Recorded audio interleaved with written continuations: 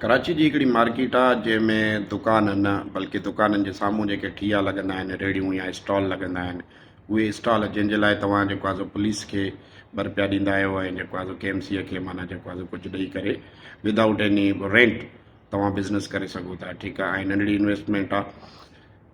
अहिड़ी जॻह ते हिकिड़ी मार्केट में हिकिड़ी उत्तर सिंध जा पंहिंजा जेके आहिनि सिंधी झेड़नि ऐं फॾनि फसादनि ऐं इन्हनि खां तंग थी हिते आया ऐं उन्हनि अची हिते कारोबार शुरू कयो। ऐं हिक ई मार्केट में सोट मासा त ॿाहिरि अचे चाचा जेके आहिनि सभई गॾिजी करे जेको आहे सो अलॻि अलॻि स्टॉल लॻाए करे कमु था कनि ऐं ॾाढा ख़ुशहाल थी विया आहिनि। ॾाढो ज़बरदस्त कमाइनि था झेड़नि खां परे।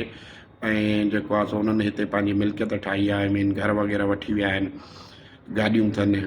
त चवण जो मक़सदु इहो आहे त झेड़नि में कुझु बि न आहे ऐं सिंधी नौजवाननि खे खपे त भले नंढड़ी लेवल ते पर कारोबार कयो। कारोबार में बरकत आहे। उत्तम खेती, नीच नौकिरी, वधंदड़ वापार।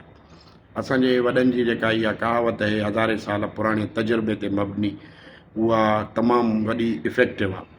त नौकिरियूं बि सही आहिनि पंहिंजी जॻह ते तव्हां वठो, पर जेकॾहिं माना तव्हां ॿनी खपाए करे ऐं नौकिरी वठो था त उन खां बहितरु आहे त ॿनी मोरोसी या ज़मीन जेका आहे पंहिंजी ज़मीन न खपाए वठो। त ज़मीन माउ हूंदी आहे, माउ जो सौदो न करणु खपे। त इहे नंढड़ा नंढड़ा कारोबार कयो, नंढड़ी इन्वेस्टमेंट आहे ऐं इन में प्रॉफिट वॾो आहे। कारोबार कयो, ख़ुशहाल ज़िंदगी गुज़ारींदो।